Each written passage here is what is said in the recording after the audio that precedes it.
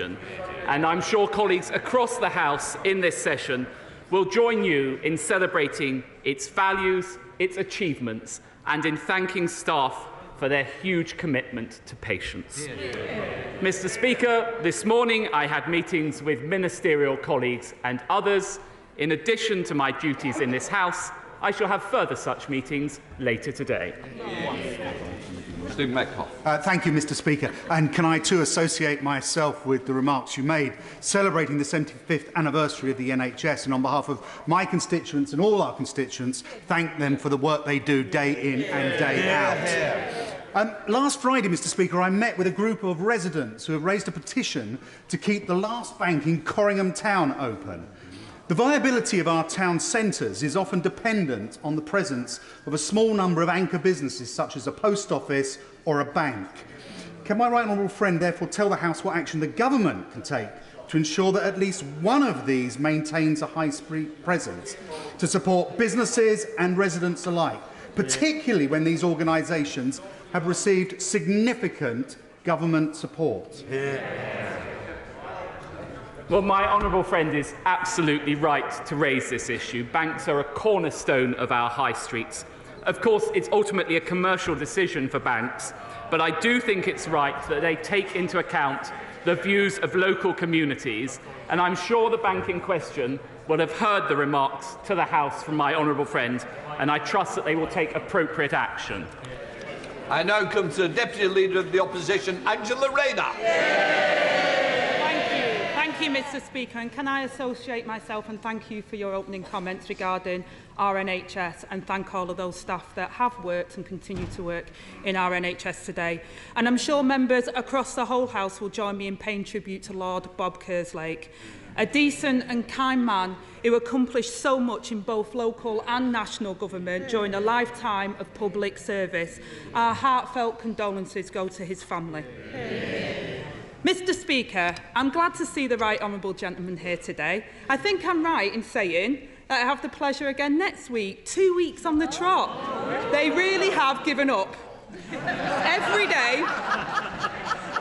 day, 4,000 families' mortgages deals expire, 100,000 more since we last met, and millions more next year. Families are sick with worry about the cost of the Tory mortgage bombshell. Do they still claim to be the party of home ownership? Good luck with that.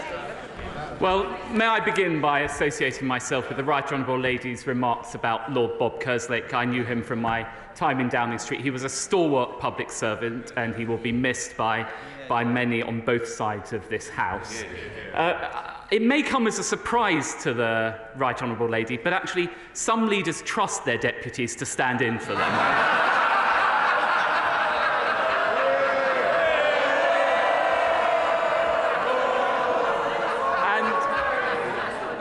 And when it comes to mortgage rates, I support the independence of the Bank of England taking the necessary measures to control inflation. Just ask the IMF about what we have done in support of them. They've said we have taken decisive and responsible action to bring down inflation, and we will continue to do so. But what's Labour's plan? To borrow £28 billion a year, pushing up inflation. To cut our domestic energy supply, pushing up inflation, and to penalise workers saving into their pensions, pushing up inflation.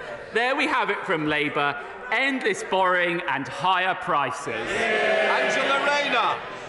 Mr. Speaker, we've had 13 years of Conservative failures, and that homeowners watching that pathetic answer will be cringing that they aren't celebrating the government's success. They're counting the cost of their failures, and the only thing that's not soaring in prices at the moment is these gags that are getting cheaper by the minute. And Mr. Speaker, it's not just homeowners that are suffering. Security of renters have been ripped away too, with higher mortgage costs handed directly to them. Given most renters live in homes with buy-to-let mortgage, can he tell us, are buy-to-let properties included in their mortgage support package, yes or no? Well, it's actually the case that under this government, and thanks to my right honourable friend the Secretary of State for Levelling Up that we have introduced legislation for the first time to support renters, to give them greater security of tenure, and of course the Chancellor will take all necessary measures to stand behind both mortgage holders and of course take necessary measures for renters. But look, we have a choice in this country, and the choice that we have made is to invest in our economy, giving us the fastest growing economy in the G7 for the past 2 years, creating jobs with record low unemployment and increasing people's wages by providing the national living wage, £1,600 into everyone's pockets. That's how this government is supporting people. Angela Rayner. Mr Speaker, I know the Deputy Prime Minister isn't very good on facts, but their party did crash the economy. And he will know that according to his own government's data, over 2 million buy-to-let properties are missing out on support. No-fault evictions are up by 116% this year. So will he tell us if the Prime Minister has a spine now to stand up to the vested interests in his own party and finally deliver their promise to ban no-fault evictions? Well, I don't think the Prime Minister is going to take any lectures on weakness from the party opposite. I remember there's a lot of talk about reshuffle in the air from the Labour Party. The last time the leader of the Labour Party tried to sack the Right Honourable Lady, she walked out with a promotion. But we will continue to stand behind renters and to support them, and my Right Honourable friend will take all necessary steps. Angela Rayner. Mr Speaker, that answer is pathetic for all those people that are facing homelessness on his watch. We will ban no-fault evictions, Mr Speaker, unlike the party opposite. And Jessica and her 4 children from Plymouth were evicted from their home in April. They're temporarily living with Jessica's mother in a cramped house where her 2 eldest children are sleeping on blow-up beds in the front room surrounded by their belongings. Hardly the decent, secure life that his government promised. Don't families like Jessica deserve better? Yes. Deputy Prime Minister. I'll tell you what we're doing for families like Jessica's.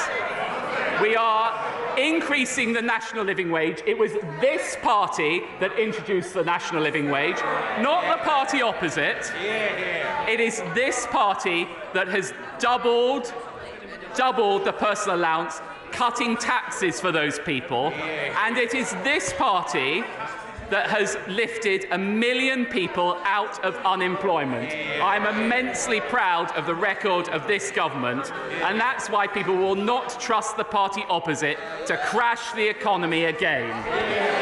Angela Rayner. Mr Speaker, I asked a question about no-fault evictions. I was very clear on what the Labour Party would do, but I can't see us getting through a single one of these encounters without the Deputy Prime Minister blaming the opposition for his government's own record. When asked yesterday about the record low number of council houses being built, the Housing Minister says she didn't recognise that statistic. When asked about support for people in temporary accommodation, she said it wasn't her brief, the brief of the Housing Minister. So if council housing isn't her responsibility, whose is it? Well, the party opposite may have failed to notice it's actually under this government that more council houses were built than when they were in office. It's actually under this party that we have record levels of housing being built. We stand very proudly on the record of this government, but look at what we have done more broadly. Inflation and waiting lists coming down, growth forecasts up, Albanian crossings down. Well, we're delivering on our priorities. What have we seen from the party opposite? They've U-turned 5 times in the last month already. The record is clear. The only thing you can rely on the party opposite to deliver is broken promises. Angela Rayner. Mr. Speaker, talking about broken promises, house building is set to collapse to its lowest level since the war. Rents and mortgages are soaring, home ownership is plummeting, and over 1 million people are trapped waiting for a council house. There is one simple solution to this problem, and everyone knows it. So when will he finally stand up for the national interest instead of their own interests and build more houses? Prime Minister. I say to the Right Honourable Lady, she may not have listened to the answer I gave and just moved straight on to the next pre-scripted question. We have built more houses under this government than the party opposite. And I'm afraid it's the same old thing from her.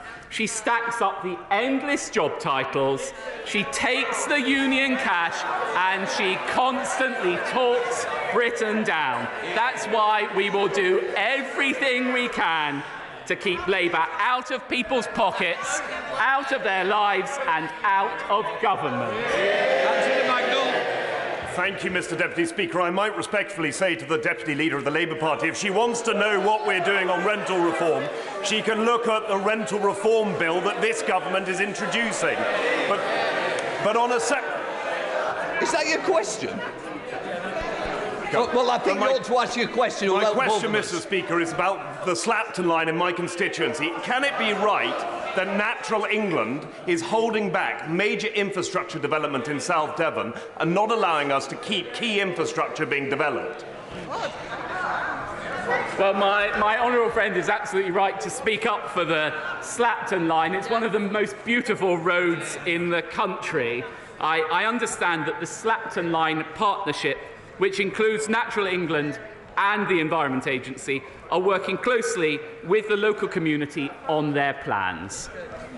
We now come to the Deputy Leader of the SNP, Murray Black. Thank you, Mr. Speaker. I would also like to begin by thanking all of the staff in our health services across these aisles. And as we celebrate the 75th anniversary of the health services in the UK, I want to reflect on two quotes from two people. The first one is, it's about using the private sector more, something we should be very comfortable with. The second quote is, people go as NHS patients to the private sector and we could do more of it. Can I ask the Deputy Prime Minister which quote is from the PM and which is from the Leader of the Opposition? Well, Mr. Speaker, may I actually just begin by saying genuinely how sorry I was to hear that the Honourable Lady will be standing down at the next election. She and I joined this House at the same time, and I know she has contributed much to her party and to this place. And may I also say I'm sure she will wish to join me in celebrating His Majesty King Charles receiving the Scottish regalia, I think pretty much as we speak.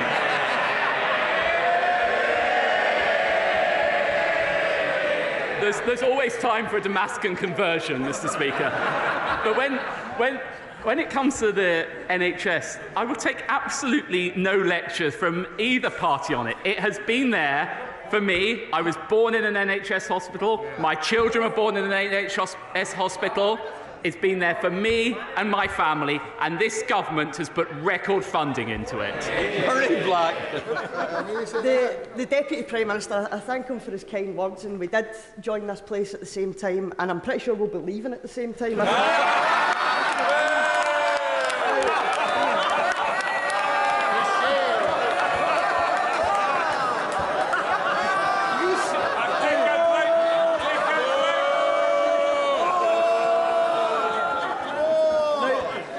One problem that faces the health service across these aisles is workforce.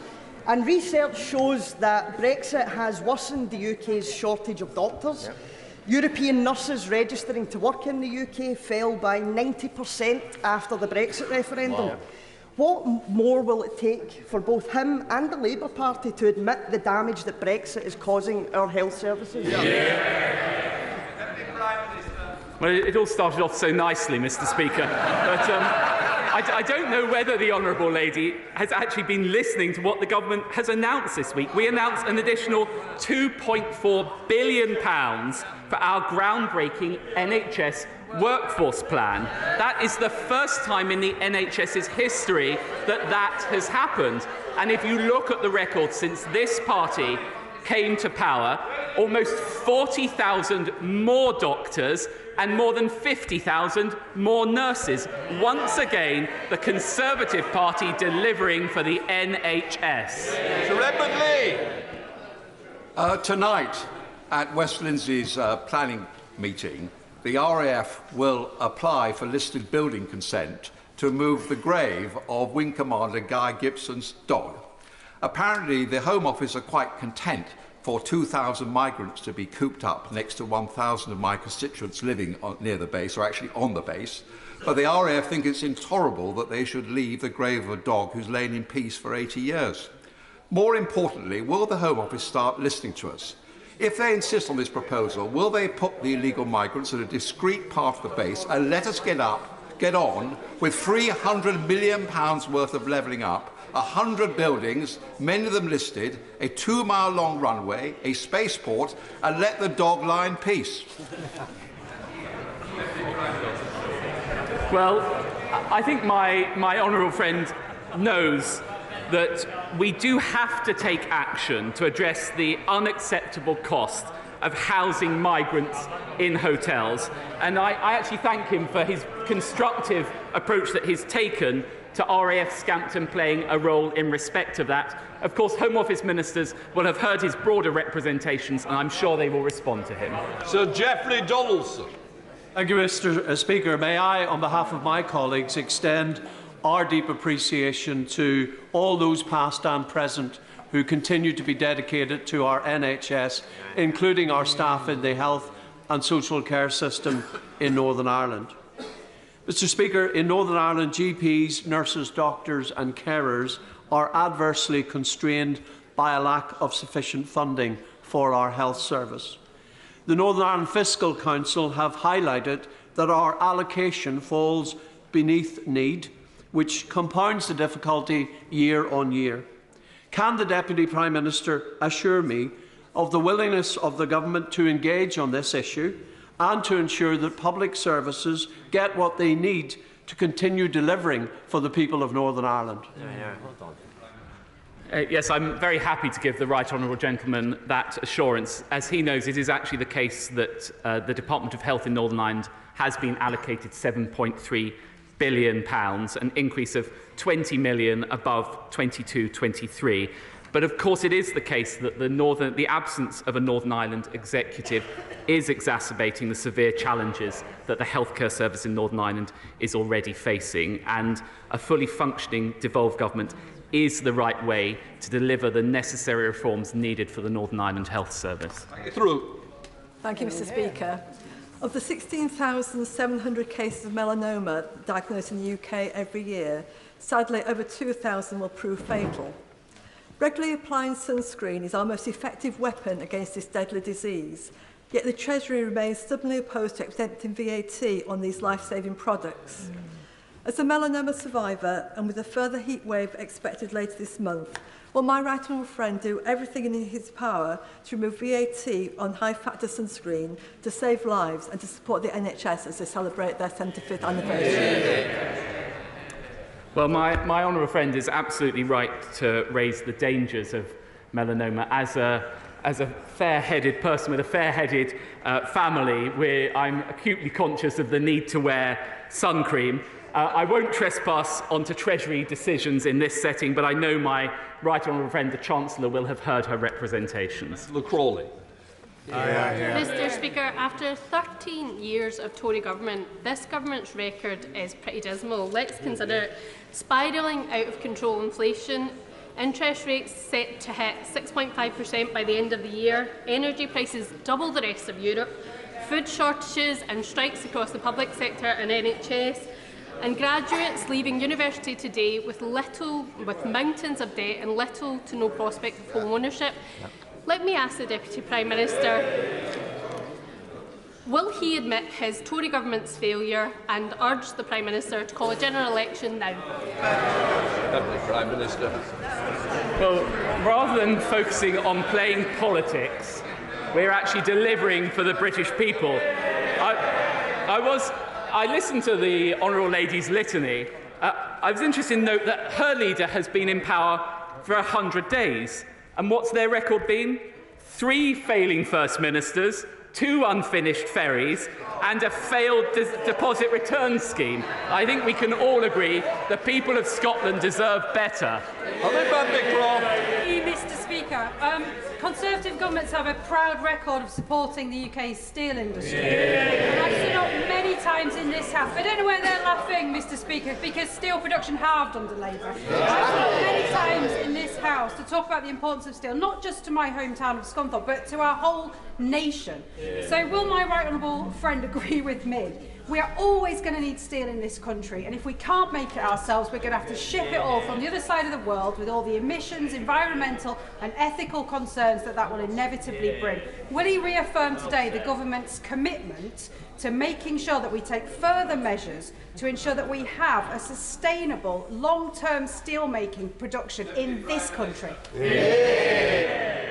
Well, I'm very happy to reaffirm this government's commitment to steel manufacturing, and I pay tribute to my honourable friend. I know what a champion she is for steel production in Scunthorpe, and long may she continue to do so. We have made meaningful offers of support to Tata and British Steel, and the Secretary of State recently visited Tata and British Steel to see firsthand the work underway. Jamie Stone. Mr. Speaker, I'm sure that the Deputy Prime Minister will be as pleased as I am that work is well underway to construct the southern spaceport. In fact, it is ahead of schedule. Recently, the North Coast Space Cluster has been developed involving enterprise agencies and companies. Does the Deputy Prime Minister agree with me that this can build massively on the skills that have been built up for over many years at Dounreay? And secondly, that the establishment of links, international links, with possible companies in the United States can only be good news for the far north of Scotland?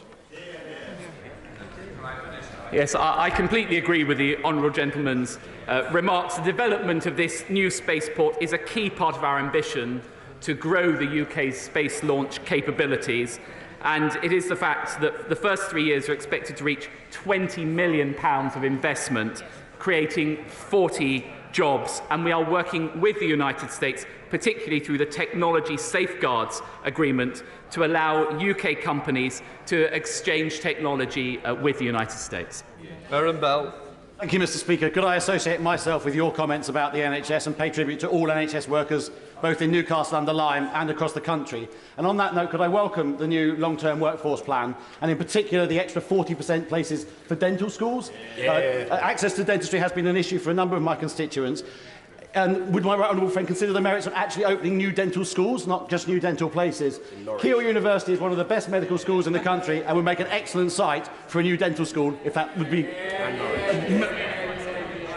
Well, as ever, my honourable friend makes a very strong case for his constituency. As a result of the NHS long-term workforce plan, we are currently assessing capacity at existing dental schools to see whether they can accommodate the expansion in training places. But of course, we retain an open mind as to whether we need further such education facilities. Thank you, Mr. Speaker. It was a pleasure to join colleagues from across the House this morning for the NHS 75th anniversary park run on this special day. However, my joy was short-lived when I returned to my office to find the usual array of emails from desperate constituents who cannot get a doctor's appointment, a dentist's appointment, access to children's mental health services or proper care for their loved ones. Does he agree with me that, as today's report from 3 highly respected think tanks suggests, after a decade of underinvestment, our beloved health service faces either managed decline under the Tories or a Labour government with a radical new health and wellbeing strategy putting its back on its feet?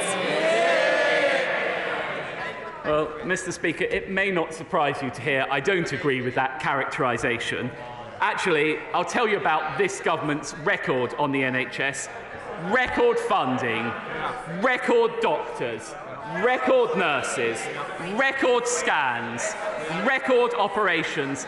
The only record from the party opposite is in Wales, where they now have the worst A&E waiting times in the country.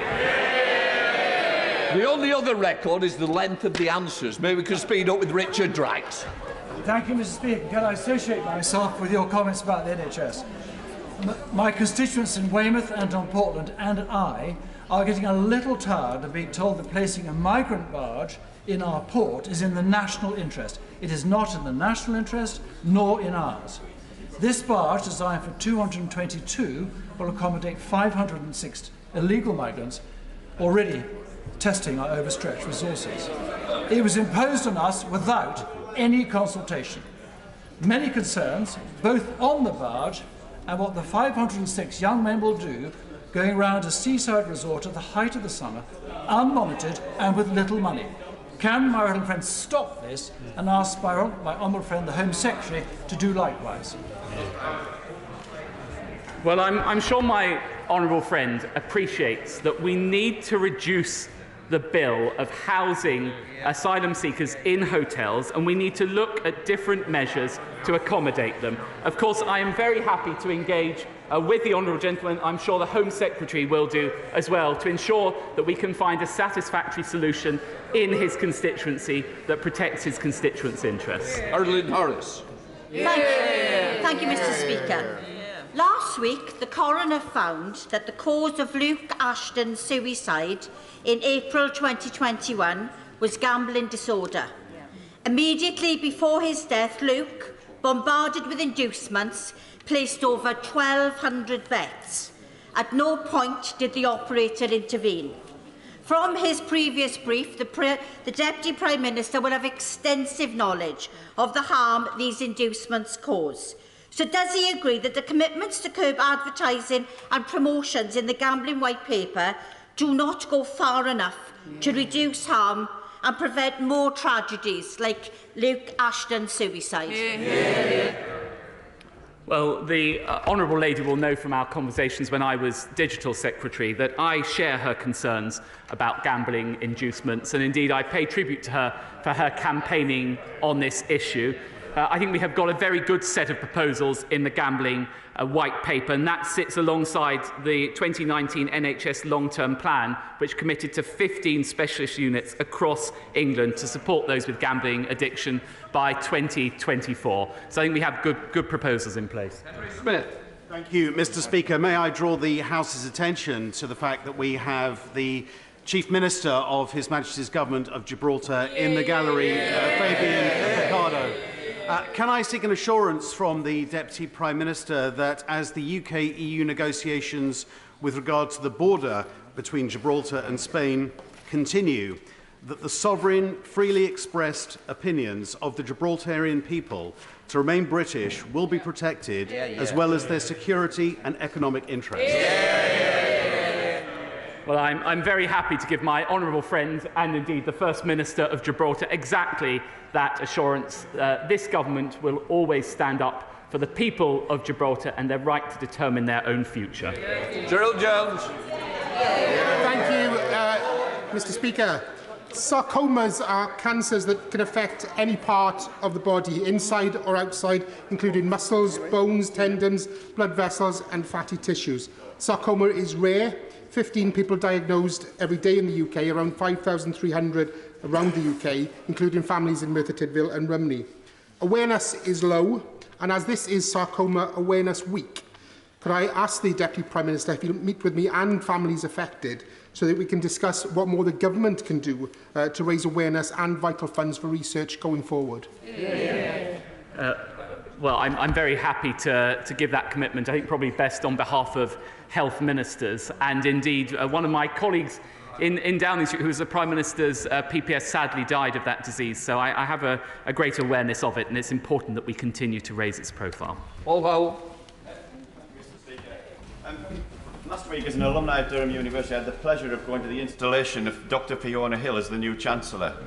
Dr. Hill started in Bishop Auckland, couldn't afford a school uniform to go to the high school when she got a scholarship, finished up working in the White House, and is an example of social mobility beyond it. That's what she's going to be championing as the new Chancellor. Could I ask me to encourage the Secretary of State for Levelling Up to work with me and the Left Behind Neighbourhoods APPG to do everything we can to support her?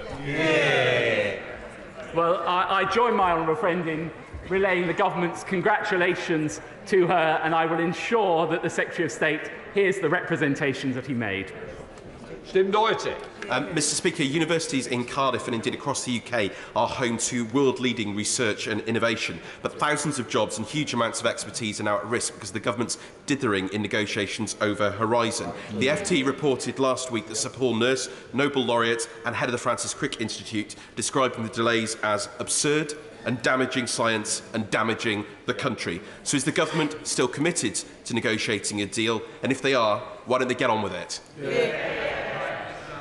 Well, since we agreed the Windsor Framework, we've had very constructive discussions on Horizon, but the difference between my party and his is that we won't accept a deal at any price. We will wait until we get the best deal for the British people and British universities. Karen Bradley. Very much, Mr Speaker. I am running a campaign at the moment, A Year of Reasons to Visit the Moorlands, where each week for a year I will focus on one of the many reasons to visit the Moorlands, including we've had so far Hetty's Tea Room in Froggle, we've had Heaton House Farm Wedding Venue, we've had brilliant artists and Alton Towers, and this week is Leek Club Day. Can I invite my right honourable friend and you, Mr Speaker, to visit the Staffordshire Moorlands constituency to see one of the reasons for yourself? Well, I would be delighted to do so. I think maybe Hetty's Tea Room is more my cup of tea than Alton Towers, but I'm sure I can arrange a visit there. I think we'll both go on the big rides together. There we are. Chris Law. Thank you, Mr Speaker. Mr Speaker, I think everyone in this House can recognise that my city of Dundee is a city to be proud of. World-leading universities, pioneering businesses and a determined SNP City Council leading the way, there is real ambition to deliver for the future. In order to continue our journey, the potential delivery of a world-class site by the Eden project in our city will help cement our reputation and bring further investment, jobs and boost our local economy. So can the Deputy Prime Minister therefore confirm that the UK Government will deliver on previous promises and finally commit to support capital funding for the Eden project in my city? Well, I'm a very big supporter of the Eden project, and I very much hope we can have one in Dundee. Of course, the United Kingdom Government always stands ready to support people in Scotland and support people in Dundee. Vicky Ford. Thank you, Mr. Speaker.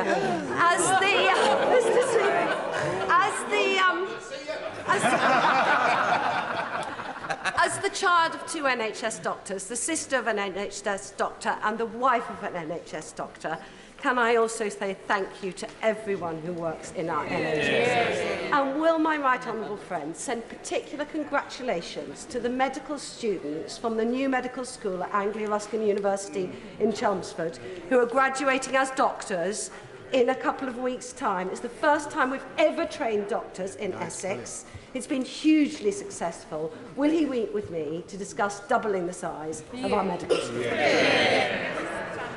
Well, of course, I'm very happy to offer my sincere congratulations to those students. And I know what a difficult course it is to qualify as a doctor, so they thoroughly deserve their graduation ceremony. And of course, health ministers will be very happy to meet with my honourable friend, my right honourable friend, to discuss exactly those proposals. Ellen Hayes. Thank you, Mr. Speaker. My constituent, who was a first-year university student, tragically took his own life in May.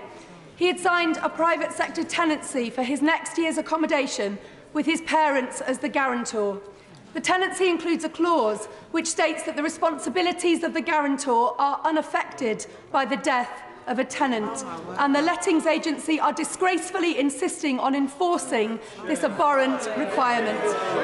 My constituents not only have to live with the devastating loss of their son, but also face terrible financial hardship because of this cruelty. Will the Deputy Prime Minister support my call for the inclusion of a clause within the long overdue Renters Reform Bill to outlaw this practice and protect bereaved families?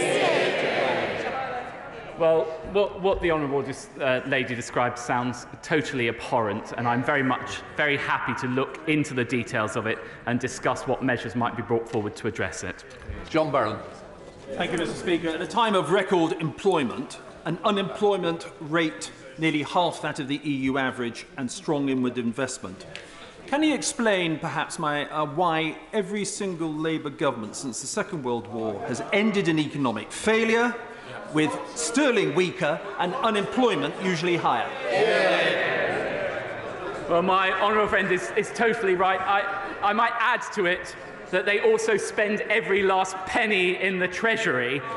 And I well remember when we entered government, the note saying there was no money left. We should never allow that to happen to the British people again. Jones. Thank you, Mr. Speaker. Our absentee Prime Minister didn't turn up to the Owen Paterson vote, he didn't turn up to the Boris Johnson vote, he won't stand up to the MPs who called the Privileges Committee a kangaroo court, and yesterday he embarrassed himself by acting like a stroppy schoolboy in front of the Liaison Committee. Now, with NHS waiting lists at record high and the Tory mortgage penalty hitting my constituents hard, he's bitten off more than he can chew, hasn't he? Yeah. Well, I'm not sure that there was a question in that. Well, I might respectfully say, Mr. Speaker, is a rant. I would proudly defend this government's record, both in growing the economy in the last 2 years, faster than any other country in the G7, record low levels of unemployment, fewer people in workless households, all of which would be put at risk if the party opposite ever entered power. That completes Deputy Prime Minister's questions. Just like the Chamber, please. Sorry.